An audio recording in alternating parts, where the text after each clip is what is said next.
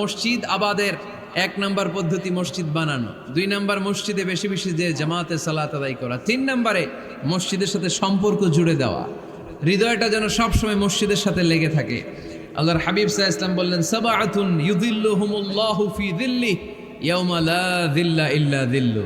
7 শ্রেণীর ব্যক্তিকে আল্লাহ তাআলা কিয়ামতের দিন আরশের নিচে ছায়া দিবে, যেদিন আল্লাহর আরশের ছায়া ছাড়া কোনো ছায়া পৃথিবীতে থাকবে না। সেই দিনটা কি এই দিনের মতো?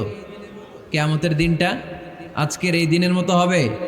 50,000 বছর হবে। এটা লেন্থ, এটা ডিউরেশন।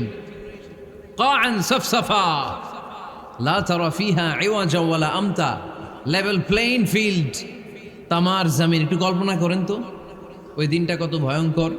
বাবা ছেলেরে চিনবে না ওই দিন, ছেলে বাবারে চিনবে না, স্ত্রী স্বামীকে চিনবে না, স্বামী স্ত্রীকে চিনবে না, পীর সাহেব মুরিদ চিনবে না, মুরিদ পীর সাহেবকে চিনবে না, নেতা কর্মীকে চিনবে না, কর্মী নেতাকে চিনবে না।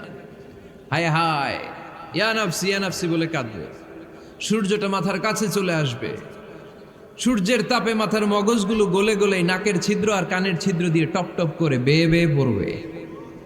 তৃষ্ণায় মানুষগুলো পাগল পাড়া, জিহ্বাটা বের হয়ে নাভি পর্যন্ত ঝুলতে থাকবে। সেদিন সবাই পাগলের মতো ছুটতে থাকবে, কোনো ছায়া নাই আল্লাহর আরশের ছায়া ছাড়া। আল্লাহর হাবিব বললেন, 7 শ্রেণীর ব্যক্তিকে আল্লাহ তাআলা আরশের নিচে ছায়া দিবেন। এর মধ্যে 1 শ্রেণীর ব্যক্তি রাজুলুন কলবুহু মুআল্লাকুন বিল মাসাজিদ, ওই ব্যক্তি যার হৃদয়টা সবসময় আল্লাহর মসজিদের সাথে লেগে থাকে। মসজিদের সাথে যার হৃদয় লেগে থাকে তাকে আরশের নিচে ছায়া দিবে কে?